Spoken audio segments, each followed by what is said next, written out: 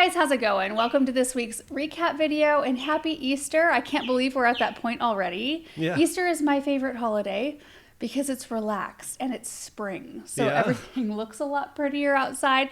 However, it is windy today. Blustery. Like gusty winds. It started yesterday evening and it's supposed to go all the way through today. And I looked out our window this morning, like toward the lane, right where I planted that brand new crabapple tree. And the crabapple's like this. It's just like the root ball's too small for the size of canopy. And so we're going to get that staked up today. We'll see if there's anything else that has I was just going to say, we'll see over. all the other things that need to be staked. Yeah. I did stake the echinacea that I just planted. Oh, that's so I got those all upright so they don't uproot themselves. But anyway, before we jump into the videos from this past week, I did want to mention we are running a 20% off all augers. Mm-hmm. That includes like regular power planter augers and the Garden Answer Edition augers, which are my favorite. And this is our first spring with the Garden Answer augers. Are they? Is it? I think so. Our first full spring? Yeah.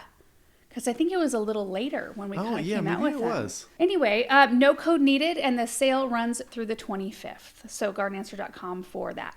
Okay, the first video from this past week was dealing with aphids in the greenhouse and planting a bunch of beautiful things. So I had aphids on some mint plants in there, and the mint plants look so beautiful. I would not have even noticed the aphid issue unless I went in to get a big handful of mint for some tea I was making.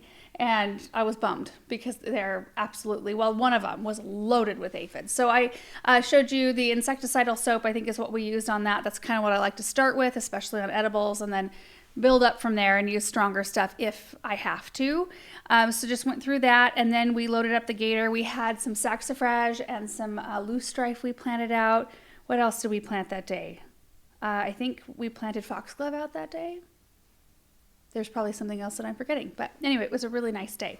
C. Carrie Plant said, love these particular videos, the variety of B-roll and kitchen tasks, plus garden teaching and Russell, of course. Question, what is the name of that gorgeous tree by the pond at 1356? That is a thundercloud plum. It's like as standard as you can get for ornamental trees, but they are pretty. Oh, yeah. They really are beautiful. And the foliage is that dark purple color in the season, like during the growing season. So it really contrasts beautifully with all the green things that we put in. And then, of course, when it's in bloom, it's just stunning. Yeah. It's a stunning tree. Rosemary said, will the aphids transfer to other plants or animals through touch? I mean, through touch. Like if you put that I've brought them into the house with me before. Yeah, like if you put that plant up next to another plant, I mean, they could travel over to the other one. They could brush off a plant onto another one. I remember last year at one point I was just sitting on the couch inside and I think I felt something on my arm and I'm like, oh, yeah, a little aphid. A little aphid there. Nice. Of all the insect pests you could have in the garden, though, aphids are one of the easiest ones to handle. Thankfully. Ozark Views said, talking about spraying, question, I just ordered Deadweed Brew concentrate. Did I understand you to say in another video you use it full strength with a carrier oil?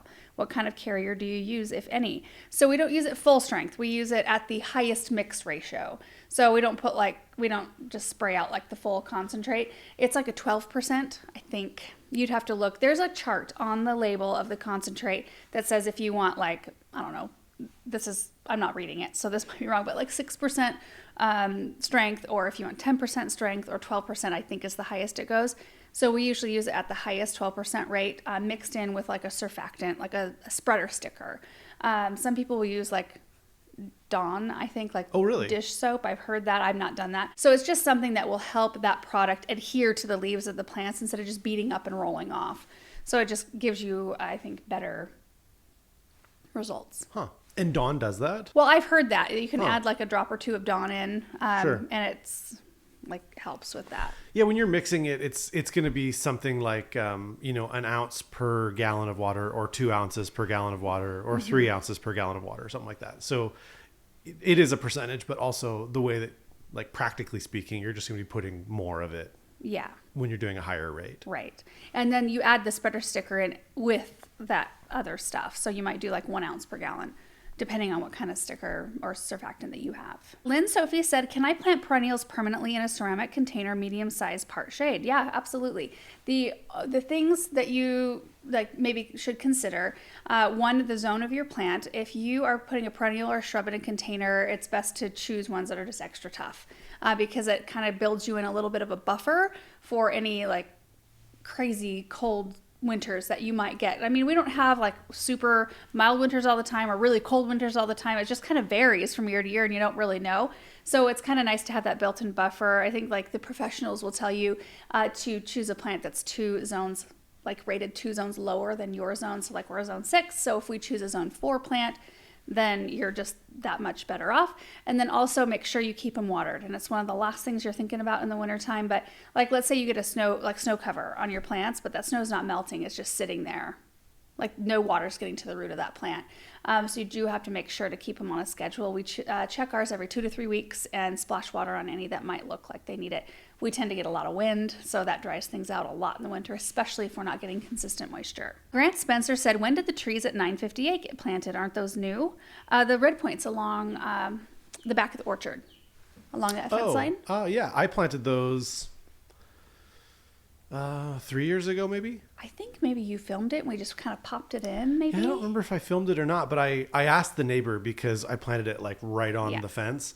And I wanted to make sure he was okay with like the canopy is going to be going over. Yeah. He was like, yeah, go for it. They like trees. Yeah. So, Angel Hall said, I'm in the UK and have a row of boxwood balls in my garden. I'm moving house soon and wanted to take 2 with me. One from either end so I don't mess up the look of the garden. Could I dig them up now or would I kill them?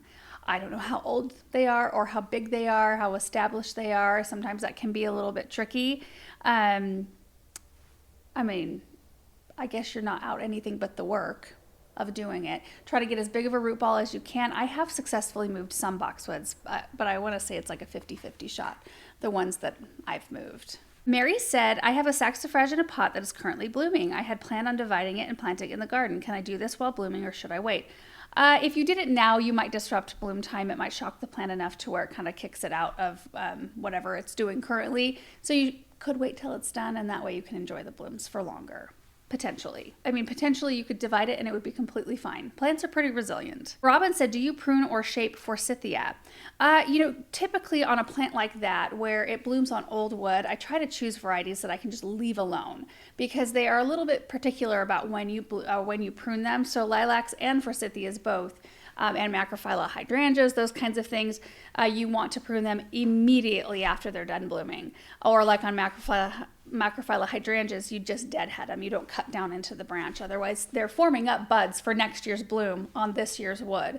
So you don't want to accidentally cut off blooms. And it's the same for forsythias and lilacs. So you can prune them, but you do it immediately after they're done blooming so that they have the rest of the season to do their thing and get prepared for the next year. But ideally, you are choosing varieties that will fit in your space. But I get being in a situation where you do need to size control and things. So just wait till it's done blooming to do that. There's so many, specifically with forsythia though, there's so many varieties. Yes. Like so it's hard to even know the difference. Mm-hmm. Like Proven Winners has like 5 different kinds of, I don't know how many. It seems like they have 5. Mm-hmm. They're like, this one gets 2 feet tall. This one gets 3 feet tall. This one gets 5 feet. So there's so many options that you can look at your space and be like, I think mine could max out at 4 feet. Well, you can find one that will fit those specifications. But every once in a while you get like a wild arm or, There's one thing though, sometimes when there's too many varieties, you're like, okay, I have to spend like 10 minutes researching what's the difference. Research? Yeah, you got to compare them all. What is this thing called? Just pick one that's pretty. So in that case, you might get one that... Yeah, if you pick one that's pretty, like chances are that might be the one that gets 8 feet tall. Or maybe you've just moved into a new home and you have a forsythia blooming and you're like, I have no idea what variety this is. It looks a little over large for the space. I'd like to prune it back. Yeah, you can absolutely do that. Are there forsythias that are just kind of like not a variety, just like an old school variety or old school forsythia? Because those get really big, don't they? Yeah, there's some that get really good size. Jen Peters said, curious, why not replace all of the boxwoods in that area since they are so young still instead of having to look at uneven growth area for a while? Maybe they are really fast growers and will catch up this season. I think I did the Hartley boxwoods in that video where I had planted the blue salvia. They grew up and like leaned over the boxwoods and smothered like half of the boxwoods on either side of the Hartley. And it's just one of those things that I just didn't think about last year, and I will be thinking about it now, though, for sure. And they will catch up. It is 100% not worth digging any of those other ones up and planting all brand new ones. Yeah, any of the healthy ones. They're probably putting down roots. Yeah. Well, even the dead ones were rooted in. Like they had done their job to root in already, which makes me sad. Tara said, what about getting aphids on roses or spirea? I got them terrible last year and tried the hose method. And it didn't seem to work great because it doesn't. So I just squished them day after day. Any better suggestions? I would spray them. Hose method, you'll see like the most benign thing you can do is go, spray them down with the hose. Well, yeah, that would be nice, wouldn't it? If you could just spray down a plant. Did they just come back? Yes, they can just like crawl right back up the plant. Like Yeah. you might kill a couple of them, but it is 100% not going to help the problem or like take care of the problem. I feel like I'm being so negative today. So yeah, I mean, if that makes you feel good to try it that way first, awesome. But I would go in with a spray. I mean, you can go in with an insecticidal soap like I did on my mint. The only reason I did that one, though, is because it is so mild and those are edibles, and I just feel better about that. You can actually harvest the day of spraying. That's how mild it is. Then I would probably bump up to like a neem oil. And if that doesn't help it, you bump up to something else. So on roses and spirea that you're not eating, I would probably just go straight in with neem and just make sure you're spraying them at the right time. And that goes for organic or synthetic sprays that are insecticides. You have to use each of them responsibly no matter what you're doing because both of them are contact killers. So dusk is the best time after everything has kind of gone to bed for the night, like right before the sun goes down. Get out there, spray your stuff, and that way there's no active bees on your plant or other pollinators that you could possibly kill. Okay, next video was planter updates, pruning Caryopteris and Buddleia, and filling up the big fountain and foxglove planting. Filled up the big fountain. We put together a garden tour, and I think that's going out tomorrow. So I did have to make a retraction slightly on the big fountain because we realized after looking further into it that the plug in the center, like underneath the whole shroud and the whole fountain where the pump sits, there's like a cork, and then we had silicone around it, and that's where the cord of the pump goes out through the bottom of the bowl of the fountain. Well, that had jarred loose, and we didn't realize it. So no wonder the water was just like pouring out. Yeah. Because I was thinking to myself, like, yes, there are hairline cracks still. Yes, the finish is like cracked and looking a little iffy on part of it. So that wasn't false, but I don't think those hairline cracks were the culprit of the water coming out as quickly as it was. Sure. So I talked about that, and anyway, it's up and running again. Paul redid the whole cork, and we're watching it. We're watching those hairline cracks. I think we will probably seal it, like do a flex seal on the inside. So we do need to still drain it again and flex seal the bowl, and we'll just keep it as is. Anyway, we talked through that. I planted foxglove in this video. And then I gave you updates on the lilac container in front of the greenhouse, the redbud container on the brick patio, and then the Persephone pots where I planted 2 different varieties of tulip. And then also talked through how to prune Caryopteris and Buddleia, which are identical pretty much in how we prune them. Sonia said, any experience with beautyberry shrubs? Mine hasn't started showing signs of growth yet. I'm in zone 6A. I have tried beautyberries like 3 times now, and they die every single time I plant them here. Do they want full sun? I think I don't know here. I think they want more acidic soil is what they need. I would be interested in trying that one again because it's really pretty. They are pretty. I had them planted, remember, in front of the angel statue. And I thought, well, this is perfect because it gives you, that spot gives the best of both worlds because you get the block of sun, but it's morning. So it's not super intense. If it's a plant that's prone to burn or not like our afternoon sun, morning sun's okay. But if it's still a full sun plant, it will still be happy with that. So I got the block of morning sun and then protection in the afternoon, but they just kept on. They just got smaller and smaller until they eventually went away. Yeah. I wonder if I just pick up one and just pop it somewhere, or maybe 2, like put one in more full sun and then one somewhere else, and that's more protected, and just try again, because I feel like we've honed our system to like our water system and all of that stuff a little bit more since the last time we tried it. Yes, for sure. It's been a while, but I would give yours a minute because, like, case in point, Catalpas. Ours look deader than dead right now. And I went out there the other day and just checked for flexibility. Branches still have flexibility, but they're just super late to wake up. And last year we were getting ready to pull them out because I figured they had died. They were a brand new one to me. I'm thankful we didn't because, like, end of May, here they come with their big poof of growth at the base, and they grew huge from that. Like, I did have to cut the plant back.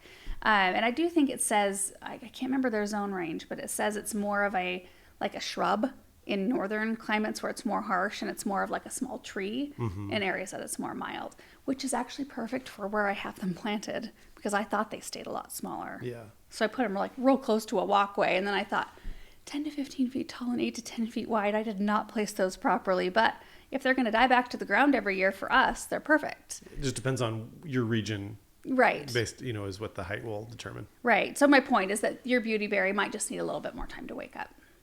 You can check, like use your fingernail and just rough up the very top layer of bark, see if there's green underneath it. That's a really good indicator too, if there's life still in the plant. Betty said, "You're such a good sport. Isn't that a fairly new fountain? The leaks and cracking on the pedestal should not be occurring. Can you imagine in a few years? Bummer." Yeah, and I also talked about how we don't like to cover our stuff in the winter. And so like I would never expect a company to be like, "Here, let us rectify the situation.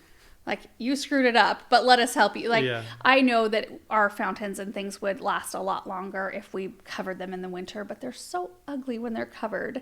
Yeah. And I mean, we have like 5 to 6 months out of the year where everything looks so desolate and barren. And when we can still see our statuary and things, it just brings that beauty element back in, even though everything around it is looking pretty dull. But the weird part is like the finish cracking on the undersides of the bowl.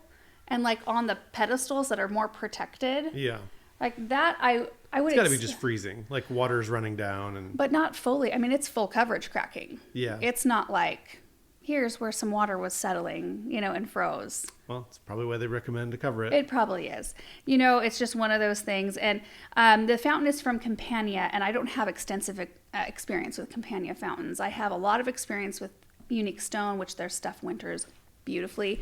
Henry Studio, their stuff winters beautifully unless you leave water in the bowl, which I did in one year. I think it was the year Samantha was born. Oh. And it just like, I was in like a tremendous amount of pain when I was pregnant with her. I had 3 ribs out for pretty much the entire pregnancy. I'd go get them like put back in, and 30 minutes later they would be back out, and it was excruciating. And I feel like I let some things fall between the cracks, and that was one of them. We had that 3-tier Kensington fountain, which I am using as a planter base now because now it has drainage. But we just did not drain that fountain bowl and get it properly winterized. So that one did end up kind of falling apart, but it's still pretty in the garden right now. Karen said, "I love foxglove and these are going to be gorgeous. I'm afraid of planting them because of grandchildren and the toxicity they say they have. Do you think I'm overreacting about this issue?"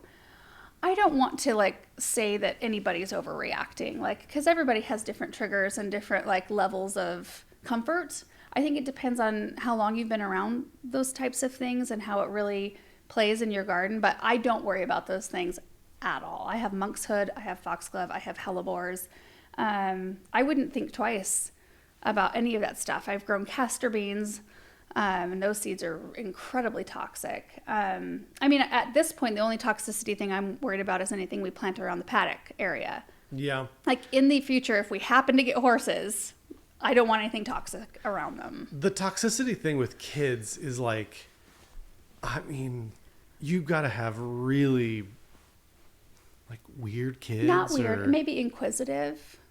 Yeah, I don't know. Like what are they going to do with the foxglove? Well, I don't know. It just, I like specifically with foxglove, I just have a hard time imagining some kid like. Well, think about this, Erin. Remember Samantha? She put everything. Yeah, but not that kind of stuff. In her She mouth. would take like anything that looked like a berry or rocks. Yeah, she ate a lot of rocks. Yeah, she Dirt. ate rocks. She put rocks in her mouth. Yeah, we were really quick to get them out. Yeah, but you just never know. You never do. I suppose. And I mean, I'm sure there have been situations that have occurred. So like, I don't know. I feel like I don't want to downplay that. It feels like a lottery's chance. Like the odds of something happening would be similar to that of like winning the lottery for something negative to happen with foxglove and kids. Yeah. That's how I feel about it. So it's not that it couldn't happen. It's just like, well, you could trip on the sidewalk and hit your head, but we're still going to have a sidewalk. Yeah. Sure. Michelle said, "Is there electricity to run the fountain or is it solar run?" There is electricity run to it. We'd do real well with the solar fountain here. So much unrelenting sun in the summertime, we'd have everything running. Tiffany said, "Does it ruin Bonide weed killers, lawn weed brew, to keep in an unheated garage all winter?" It does take efficacy down, I think, because what happens is when it freezes is that the product, it like separates whatever's in there. So it'll like have a layer at the bottom and then a layer at the top. Usually the bottom layer looks more creamy and the top layer looks more like clearish brown sort of a situation. And you can shake it up and reincorporate it, but I don't think it's a guaranteed like this is going to work right. In fact, we went through all of our stuff this year because we left it out and ended up replenishing our stock this spring because with new stuff, because a lot of it had separated. So if you can store it somewhere protected where it just won't freeze, it doesn't have to be like super warm, but you just don't want it to freeze. I think that's better. Patty said, "Hi Laura, just wanted to ask, when do you start your foxglove seeds so they will be ready for spring?" You know what? When did I plant mine? January-ish. I like to plant mine a little bit earlier than the seed packet recommends because I like to bump them up into larger containers, so I have a little bit of a larger plant to deal with. Because they tend to transplant into the garden a little bit easier for us when we're running drip, things like that. When you're planting itty bitty plugs, keeping those, unless you're doing row crops, like that's easy because we've got drip tape, there's emitters every 6 inches, and it's a real great coverage. But out in our flower beds, we're using drip that has like every 18 inches, I think, 12, or every 12. Either way, the coverage, usually like we don't run our system long enough to like do little itty bitty plugs all over. So I like to have a bit bigger, but I can't remember. It's like a 6 to 8 week or an 8 to 10 week, 10 to 12 week. I would say on the seed packet. So just figure out what your average last frost date is and then count back however many weeks it says on the packet to start yours. And then you should be good to go. Dawn said, "Our Caryopteris shorter lived perennials or have a decent life. I've only managed to get them to make it 1 to 2 years before dying, possibly too much water." That's a very high likelihood. They do not like a lot of water. I think they're fairly long lived. We've had ours for several years. My parents have some that are old. So yeah, I think they just need to kind of like their spot, and they really thrive on neglect. Linda said, "Could you show us how Erin sprays the trees to eliminate the borer problem?" We do not spray our trees. Like I will say that right from the gate. We do not spray trees for borers. Borers are an internal thing. If you spray trees with the type of thing that we're using to treat our trees systemically, it can potentially kill a ton of pollinators, which is why the product has such a bad rap. Because it happened actually here in our state, in Oregon. There was some shopping center or something. They had a whole bunch of trees in bloom. And somebody went out with an imidacloprid-based spray and sprayed in the middle of the day these trees. I don't even know what they were spraying for. Like, it doesn't even make sense that they were spraying it at all. And spraying in the middle of the day. So, of course, there's a carpet of bees on the ground. That would have happened if it was an organic spray, right? So the stuff that we use, and this is on willows, birch trees, and lilacs primarily. It's an imidacloprid tree and shrub systemic drench is what it is, and we have to use that once a year on those types of things. Otherwise, we lose them to borers. So that's what we use. I think it's product. It's really easy to apply. Mm-hmm. It's just a drench around the base of the tree. Yeah. So you just mix it up at whatever rate it says to do based on the diameter of the tree. Right. And then pour it around. Well, and our trees are just about done blooming. You can time it because it's supposed to last like a year. If you time it to put it in right after the tree's done blooming, because it will translocate. It moves throughout the whole system of the tree because the borers could enter at any point of the tree. So if you do it right after bloom time, then you're going to significantly reduce the amount of... I talked to your dad about that. He doesn't really think that it goes to the blooms. I looked it up. Did you? It does. Okay. Yeah, I wouldn't mess with that. I would just err on the side of waiting until the plant's done blooming and then treating, and that way it's like by the next year there's like little to none left in the plant system. Yeah. By the time it's blooming again. That's how I approach that sort of thing. It's kind of like not spraying your tree in the middle of the day. Aren't you, to get ahead of the borers, aren't you supposed to do it in the spring and the fall though, the very first year? No, that's only if you have a huge problem. Oh, okay. If the tree's already affected with borers, you have to do it a couple of times a year, maybe a couple of years in a row to get on top of it, and that's still not going to guarantee if your tree is already riddled. It depends on the severity of the problem. And I mean, those borers, they get in the trunks or branches and they just bore a bunch of holes, which weakens your tree so significantly that you get a windstorm and it'll snap branches off, or trunks, like entire trees can fall over from borer damage. Yeah.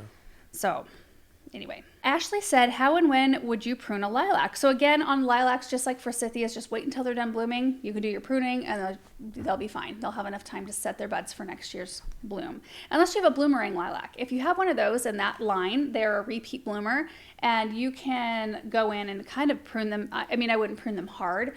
It's more of a deadheading thing on those because it can help their rebloom like be a little bit bigger and more showy if you don't have the spent blooms on there. Yeah. Monica said, why not get a 10-foot diameter metal stock tank instead of a new bowl, since you have the concrete pieces to hide it? Well, that is a thought. I don't know how high those... You'd never find a stock tank that was the exact size. Probably not. And I think the shiny metal inside might be a little bit, like, it might show up a little bit more than the other one. I mean, maybe. I don't know. I kind of wonder now. You'd have to cut the stock tank. Down. Probably. Uh-huh. Maybe you could, but I mean, it'd have to be exact because the lip of the concrete pieces there's not a ton of give. Mm-hmm. So it would have to be like pretty perfect. To be pretty exact. But I mean, I suppose it's possible that it's just a 10-inch bowl or a 10-foot bowl. Mm-hmm. Maybe a 10-foot stock tank would work.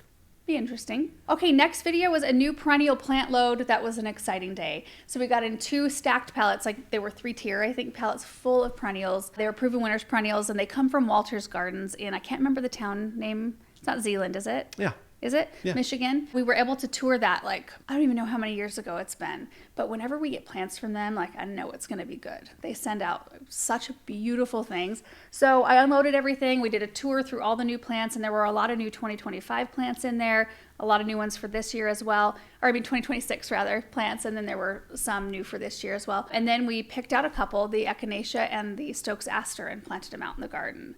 Megan said, when you talk about the height and width stats, is there a way to know how long it would take to get to that mature size? 1 year, 5 years? I haven't seen anything on tags indicating how long it would take. Perennials are typically pretty quick to reach their full size. I would say a year or two, yeah. First year, you can't expect a whole lot. They kind of sit there, they root in.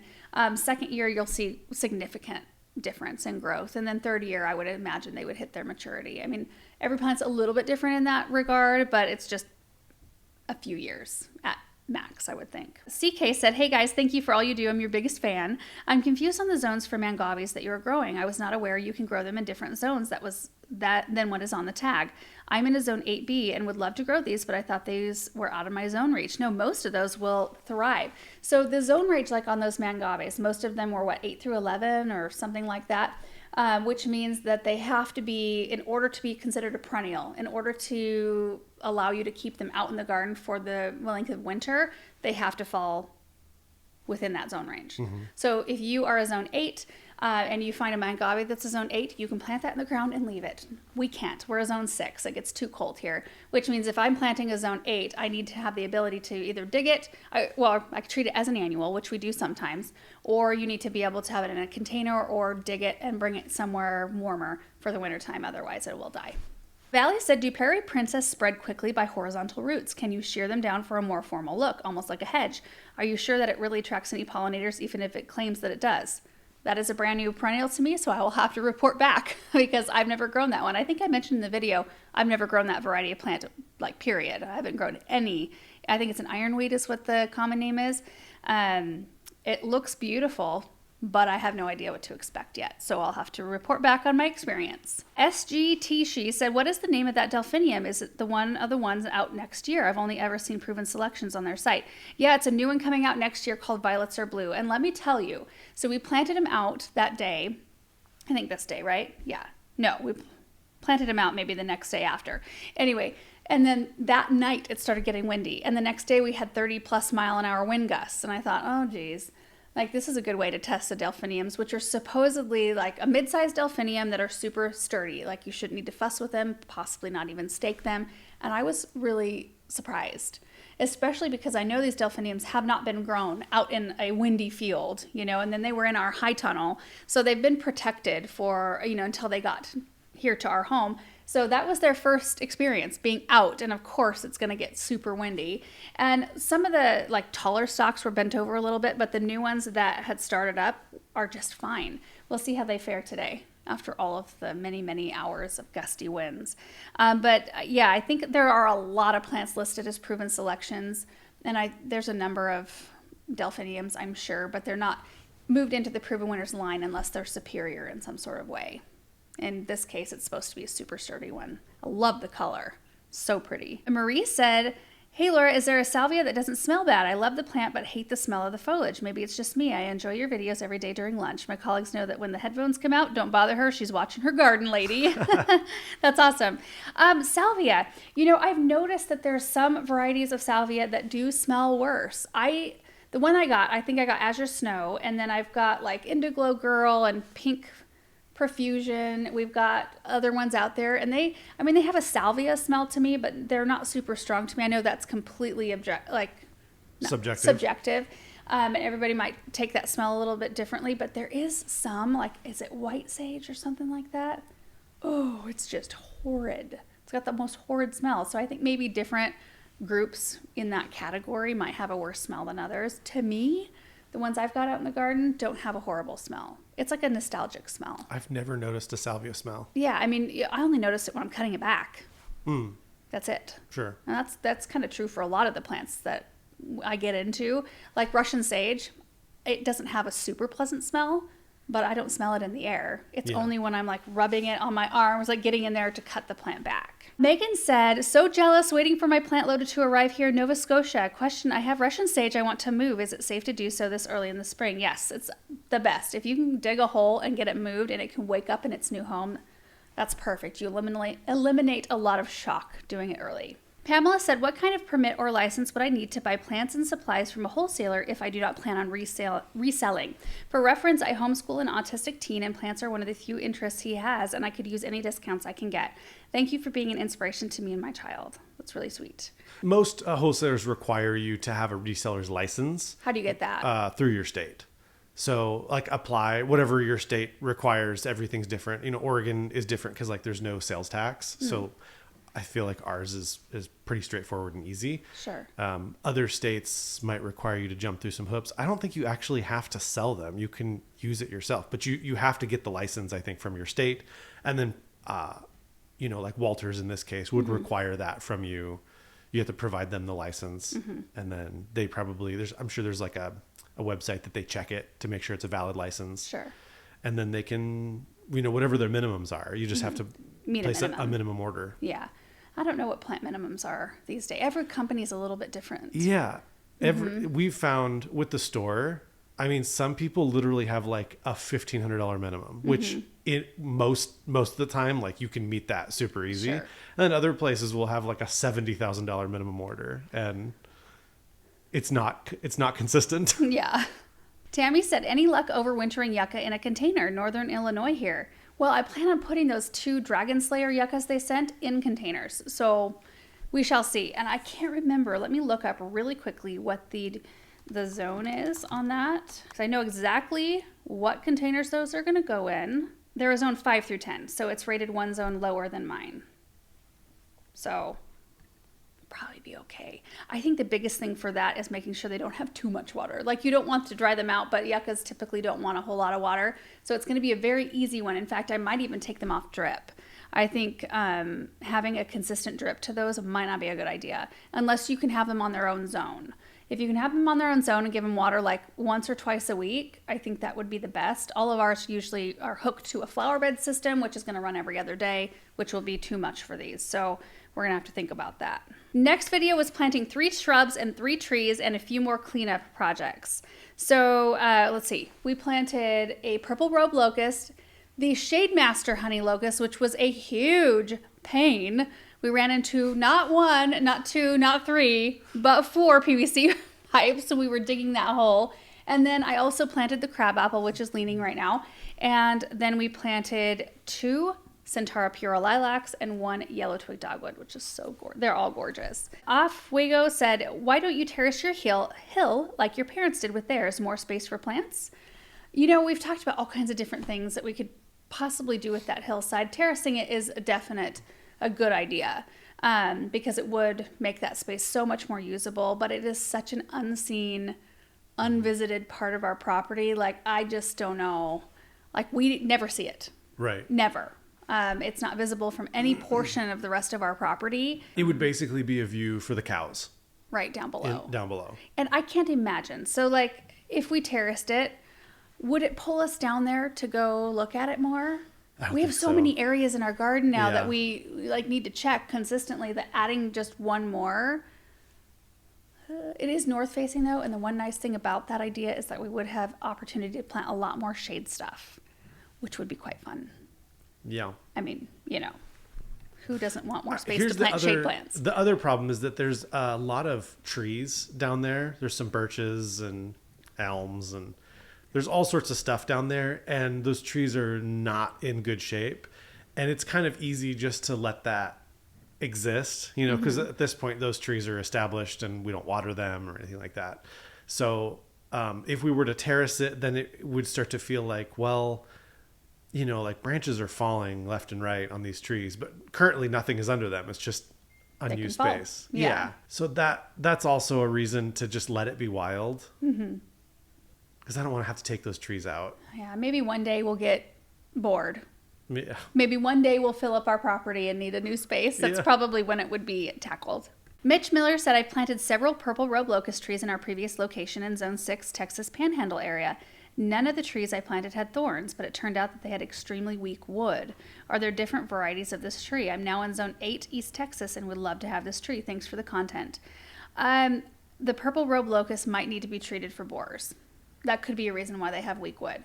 I know that willow trees here, like they're a weaker tree anyway, but they're even weaker if you have borers in them, and they're a lot less messy and a lot longer lived if you do consistently treat them. So it could be the case, and we probably should look that up on the purple robe that we just planted. That is a brand new tree for me. I do not have very much, little to no experience. We can just say that much, because the only time I have been around them have been, you know, down at the garden center in containers, and they've all been sold and, you know, taken away. So I don't have any personal experience with that. So I'll have to, again, just kind of feel that one out. Justy said, hi, Laura, are you going to prune the red twig dogwood soon, or is it done already and I missed it? No, I haven't done it, and I don't know that I'm going to. I remember you mentioning pruning it to the ground to make it more red during the winter months. So to my knowledge, what the growers told me at one point was that you could prune dogwoods one of two ways. You can either take out a third of the older wood every year so that you still keep the structure and the height and the shape of your shrub. And that way it's, you know, taking out some of that old wood so that the plant has more energy to push new ones, because you get best color on like first and second year wood. Or you can take it back down to the ground, like do a full prune on it like every other year. But now I'm reading on their website, they're saying you can do it like every 3 years. So I'm kind of giving myself more time, because mine were beautiful. Like, don't you think, Aaron? Our red twigs were gorgeous this winter. Yeah. So I thought, well, let's just leave them until we notice them starting to look a little bit more dull. Yeah. And the website is different. It says something different now than I used to. But, you know, that's how it goes. Like, in the plant world, things evolve. And different things come out about different plants and how we should be treating them and that sort of thing. So I'm leaving mine. Vicky said, off topic of today's video, but how do you fertilize your green stalks? Set one up last year and now would like to replenish the soil a bit. Have strawberry plants in it. How often do you change out all the soil? I don't. Like, I haven't changed the soil out. I would probably just recharge it with some Berrytone.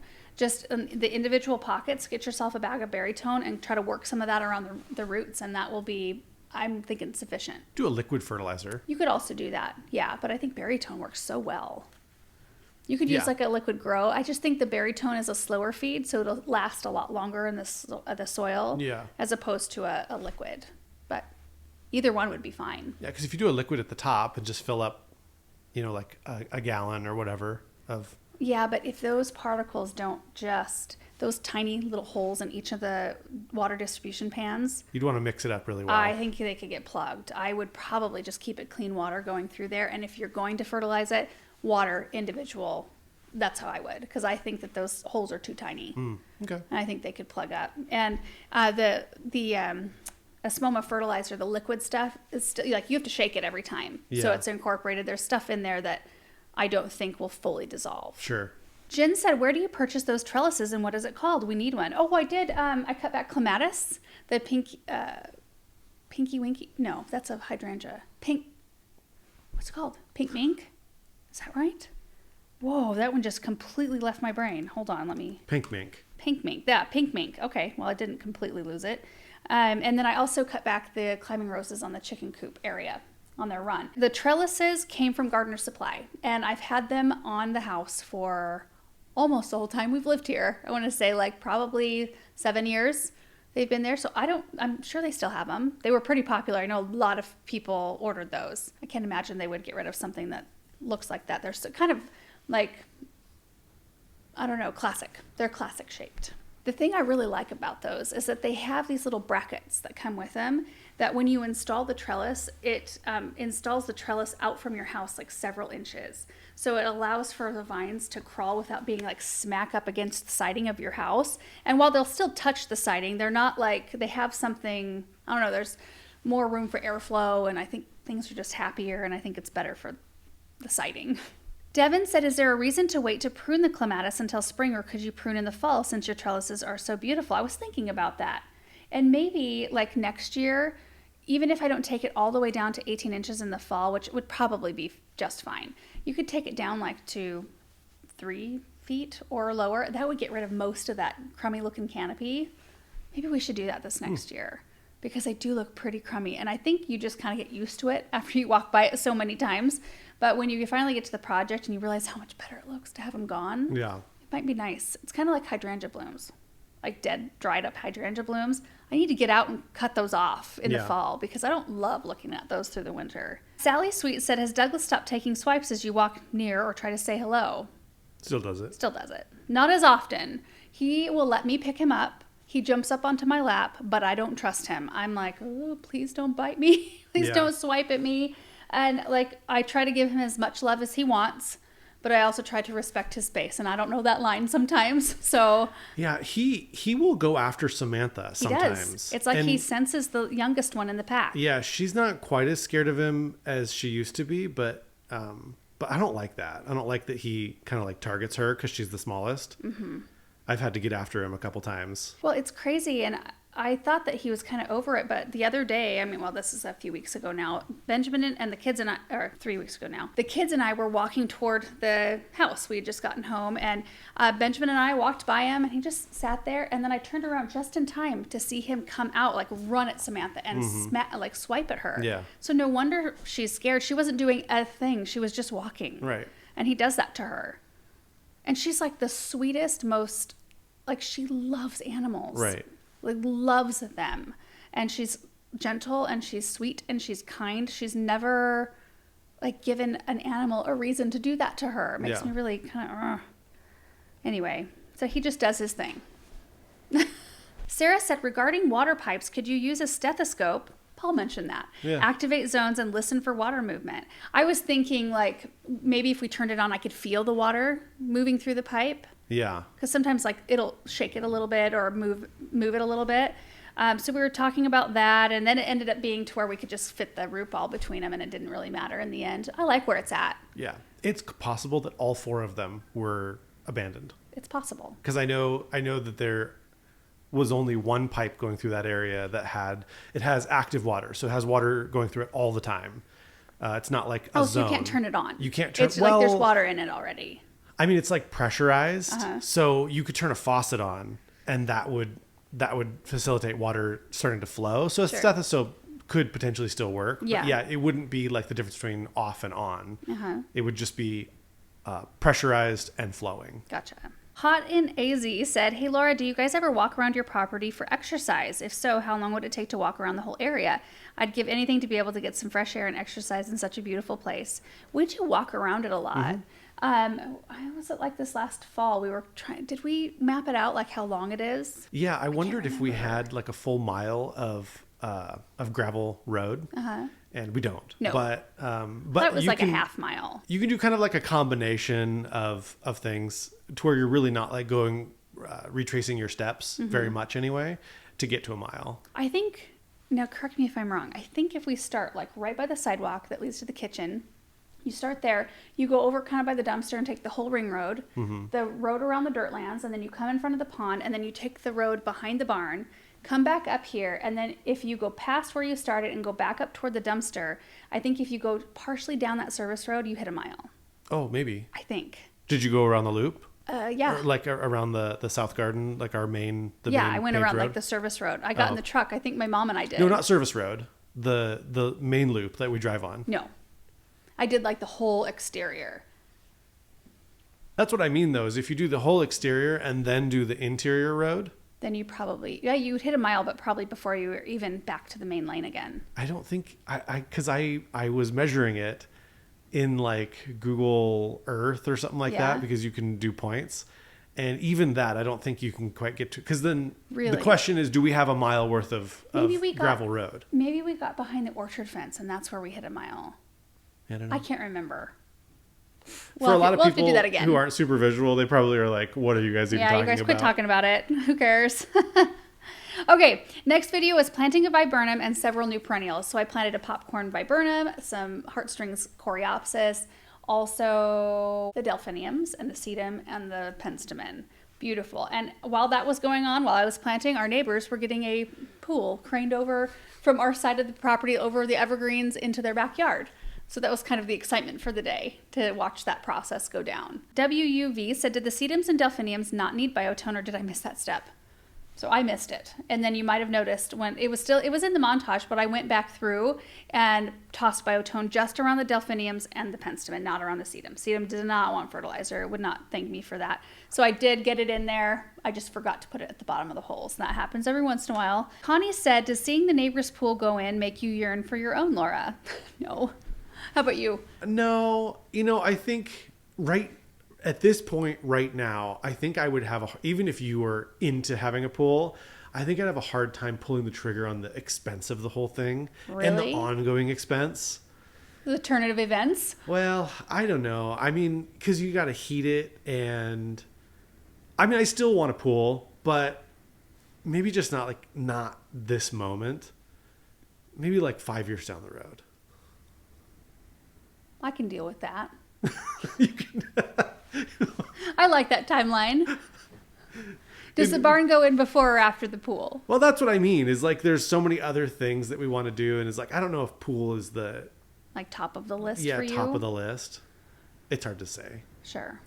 The other, like the most perfect place to put a pool would be to put it where, like put a pool house instead of a barn in the back of the paddock area. Oh yeah. Have a pool house and have the pool coming like toward with like a real formal, and like put gardens to the side. I think it's possible, you guys. That could be what we do with that space instead of horses. Yeah, like it's 100% possible. Like that area, we put up paddock fencing so that we had a backdrop to plant trees, and so we knew where to, like, we just needed to carve out a shape. I think we'll do horses one day. Well, yeah, but I'm just saying, like, I mean, I'm kind of at a point where I'm kind of open to whatever. Yeah. Like, just let things be how they I come think about. You want horses. I do want horses, but I'm saying that would be a great area too. Like, it'd be so formal and so gorgeous right there. I think there's a part of you that is just like, you really want horses, but also you're such a realist and you try to be like careful with your wants and desires. Like, I'm fine. I don't need it.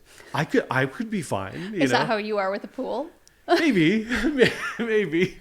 It's like you just have to, try to be as realistic as possible, because it's like, well, it may never happen. And if that's the case, I need to be okay with it. You know what? I think it's a good thing that budget doesn't allow for everything all at once. Yeah. Because like either one of those things is down the road. Like, 'cause our budget doesn't allow for that right now. So it's like you have a lot of time to think through all of the different things, and like, how busy is our life going to be as the kids get older and get into and involved in more things? Like, how much more do we want to be tied to we're pretty tied to the property as it is. Like, do we want more on top of that? Do I have the time that it takes to take care of a pool or take care of horses?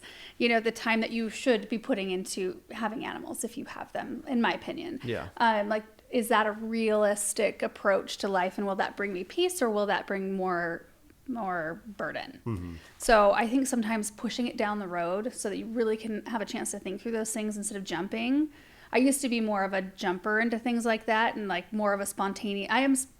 I do like to work spontaneously, like in terms of what plants I put in the garden and things. I like things to speak to me. I pick it up and I go plant it instead of planning. But I think for a lot of those big things, I'm always thankful when they take longer than like I initially wanted them to take. I am so surprised by how quiet the chicks are right now. They like the sound of our voice. Like, they haven't made a peep. They are so sweet, you guys. I lower my hand down in there, and a couple of them jump up. One of them like tries to crawl up as far as she can. They're really like taming down. They're so sweet. They're starting to get ugly though. The chickens go through the worst teenage phase ever.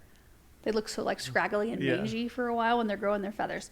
Okay. Priya said, hey, Laura and Aaron, love your videos. I have a question. Why the highest quality of videos reduced to 720p instead of 1080p? Where we see 4K sometimes for tour videos. High quality videos are often pretty to watch, which you're not wrong. That is true.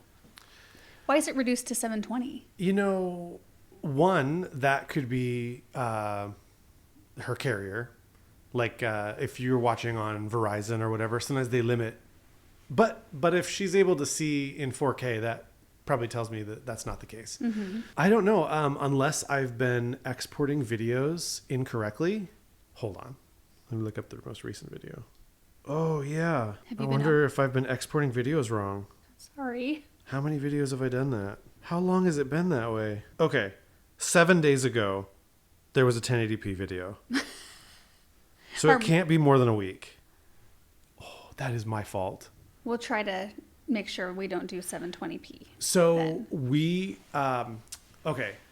found that the GoPros tend to overheat when you record in 4K. Mm-hmm. So a lot of times we can't record in 4K, but in tour videos we record in 4K because we use iPhones, and they do overheat, but I mitigate that with like ice packs. And You should see the contraption that he's got going on sometimes, and a cardboard like umbrella, homemade cardboard umbrella. I literally rubber band ice packs to the back of the phone, so that to try to, it still overheats, but it gives me more time because the tours are long. Yeah. I mean, they're oftentimes over an hour long. So that is my fault. Videos will be from now on be at least 1080p, and then tours will be 4K.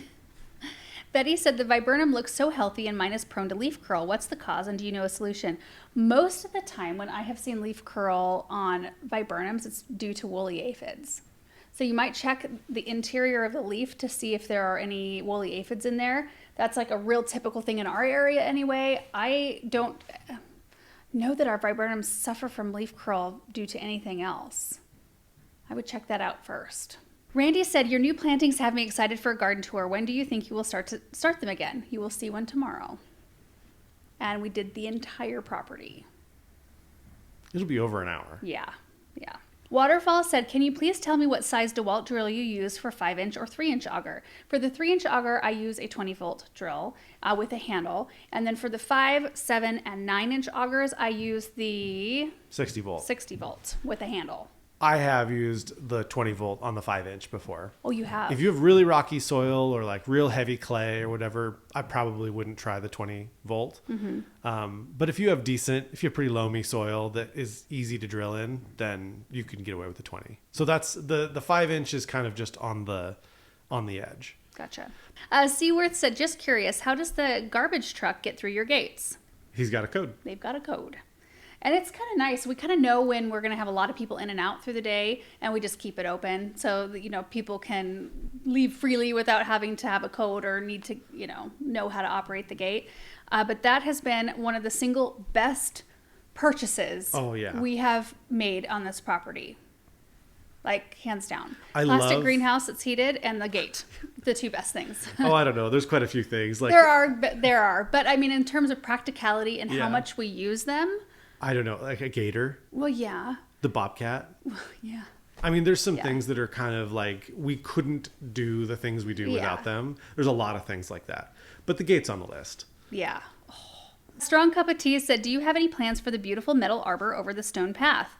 Vines, sunflowers, or fairy lights? I do have some thoughts on vines that I might use.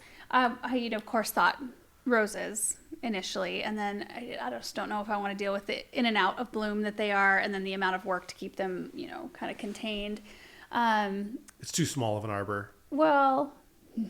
Oh yeah, you totally, with the amount of trimming that you do, you'd never be able to walk through. Those arbors are so much wider than the Colette arbors are by the raised beds. Correct. They're not big enough. He's not wrong.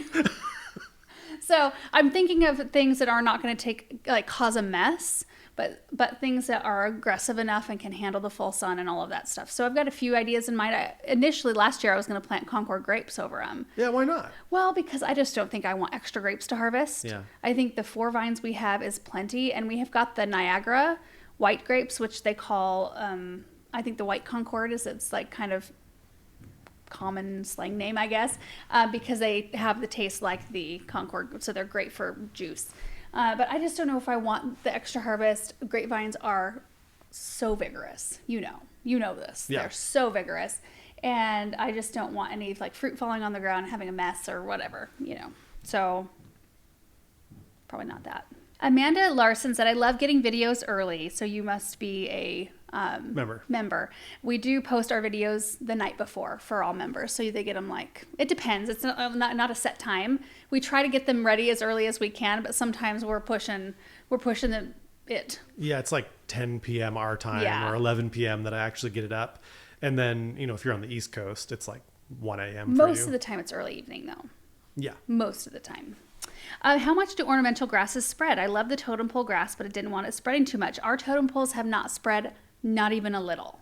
They have clumped out like this, but I have not noticed any babies pop up from those grasses at all.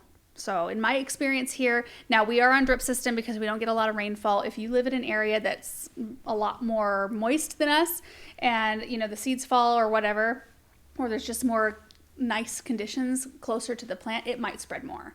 I think that's the case with a lot of things. And in more wet areas, things tend to be a little bit more aggressive because they're getting what they need in order to survive. Here, it's like they have to stay where the water is so they don't venture out as far unless you're a sumac. The last group of questions is from our recap video from last week. So Amy said, can you give an update on how the self-watering insert from Proven Winners is working? I'm considering buying them, but they are pricey. Also, has the sumac been eradicated or does it continue to pop up? How random. That was the next question. We have not noticed a single sumac baby. In fact, Bethany has been commenting on that because she's usually on weed patrol out there. She's like, I haven't seen sumac at all, and I'm really surprised. Like, nothing has popped up in the grass, nothing has popped up anywhere that she's noticed, which is crazy. We did use that stump remover stuff, like stuff that you paint on the shrub or on the trunk that you cut, and I think that thoroughly made its way through that entire root system. The self-watering inserts, it's not a good time of year to test them out. Right. The time of year that we'll be able to really tell you if they're working well for us is when it's warm enough to where we're having to water pots every single day. In which case we'll, stop watering them every day and letting that off day hopefully just water from the insert.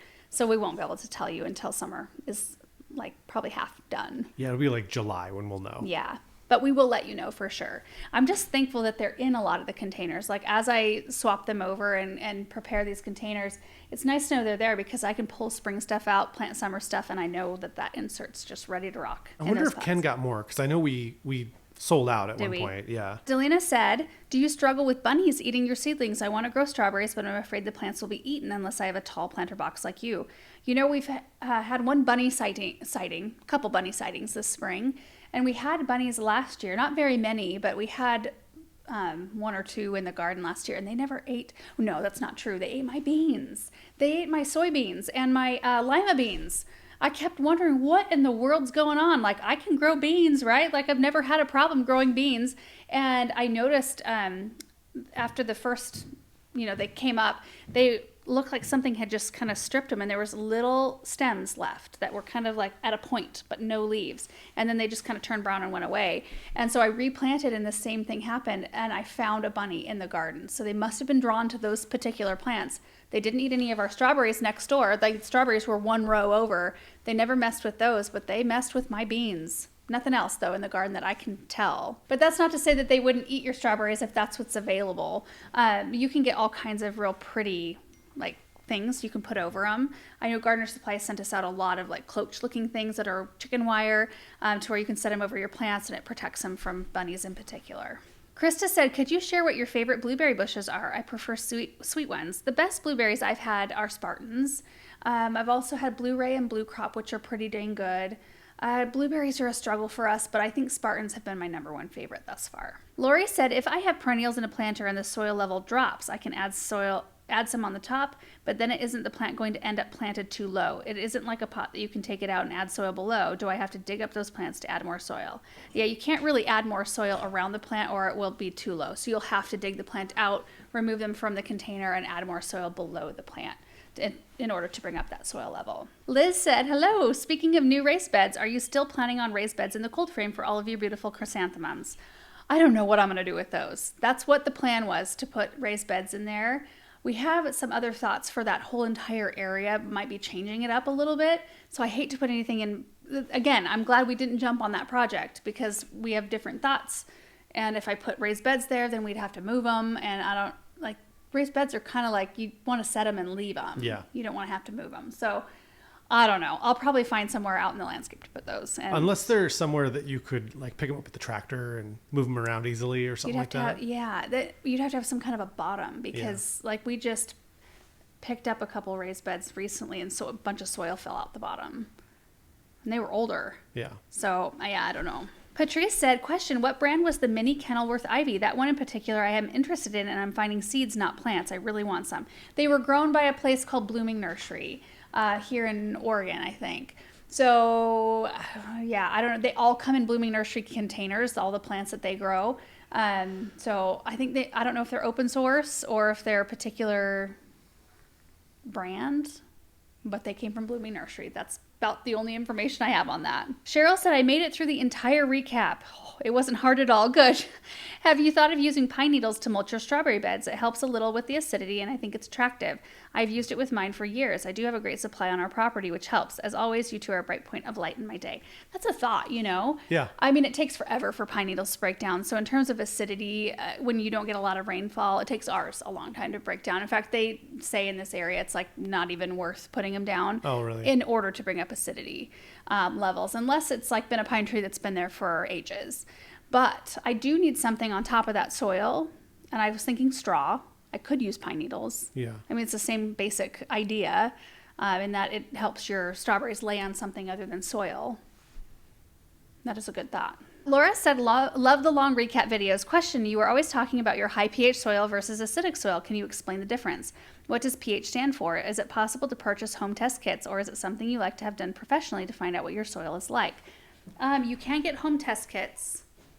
What is it called? mysoilkit.test.com. My soil, thought I had some in here. There's little kits you can get. I want to say, what is the brand, Aaron? I think you can get a pH tester just at like your garden center. Like Rapid-Test, I think. Like Do we sell them? Luster Leaf. Do we sell it? I think we sell it. I don't know. Anyway, there's one where you can like take a little bit of soil and put it in a vial and then you add water and then shake it and let it settle out and it turns a specific color and you can kind of gauge where your pH is. We've done tests where you take soil samples and send it in and they send them back. But the pH scale like goes from what, 0 to 10 or something like that? 14. 0 to 14? Yeah, 7 is neutral. Oh, what did I think 10? I don't know. I don't know either. 7 is neutral. Anything above that is higher pH. Anything below that is more acidic.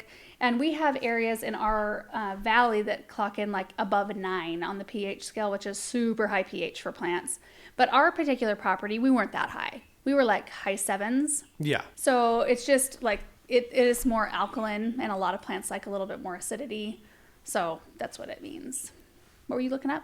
Oh, we don't sell it or we don't have any in stock or whatever. I think it's Luster Leaf. But there is some kind of a test that you can just buy locally. Oh, it is. It's a Luster Leaf is the brand, Rapid-Test pH soil tester. If you're local, I'm pretty sure my parents' garden center has them. They're just, like a little vial you put soil in. We had the Luster Leaf moisture. Was it a thermometer? They had the soil thermometer. Oh, is that what it was? Oh, I know we had that at one point. One thing I just wanted to mention, though, a lot of people say, well, can't you just use soil acidifier? Or, if you're doing things in raised beds, then you should be able to, keep the acidity higher or whatever. But the problem is that because we water, our water is alkaline. And so every time we water, like if you water, an annual every day or blueberries every other day or whatever it is, you're constantly bringing, like you're making the soil more alkaline because of the water you're using. Yeah. So we would have to treat our water to make that more acidic if we wanted to make a raised bed more acidic. Mm-hmm. Heather's Garden Piece said, I understand red buds stay on the smaller side, but since they develop a deep taproot, wouldn't that make them a bad choice for containers? Not all red buds stay on the smaller side. Oh. I mean, what? Oh, one of the chicks just flew out. Is sitting on top of the tub at the moment. They get out, they cruise around on the floor, and I don't even care. They know how to get back into their tub. Yeah. And they're always there in the morning. What are you doing? Are you just exploring? It's a whole new world. They're so cute. They were cuter a couple weeks ago. When they were just like itty bitty balls. Yeah. Yeah. I think she's fixing to get right back down in there. So redbuds don't necessarily stay on the smaller side. Some varieties will. Like forest pansy isn't a huge tree. It's more of a small tree. Same with like Merlot redbuds. But we have eastern redbuds, which will get like 30 by 25 or something like that, which is a sizable tree. The Carolina Sweetheart that I put in the container also gets large like the eastern redbud, and they do develop a taproot, which means you wouldn't want to leave them in a container for too long. You're right. They're not super great, like super well suited for a container. But I knew that I was just going to plant this one in here for spring, enjoy the spring show, which we have been. It's such a beautiful container. I love it. But then we'll plant that out. Come probably next month sometime. We'll plant that out and get ready for summer annuals. And the very last question is from Shirlene. Love your channel. It's wholesome and educational. Talking about weeds in the spring, Erin, I know you love your grassy areas and you love to mow. Do you use a pre-emerge in the late winter or early spring? No, I haven't. Maybe I should, but typically we just use like, Paul actually goes out. I think he likes it. He takes his knife and he'll just like cut dandelions out of the lawn. But we'll either do that or we'll spray, The dead, is it lawnweed brew? Yeah. So it's just for broadleaf Yeah. weeds, not the dead weed brew. That's for broadleaf and grass. Yeah. Yeah. All right, guys, that is it for today's recap video. Again, reminder, 20% off all augers until the 25th on our website, gardenanswer.com. Other than that, thank you so much for watching this recap video. I hope you enjoyed it. I hope you're having a great Easter. Have a great week, and we'll see you in the next one. Bye.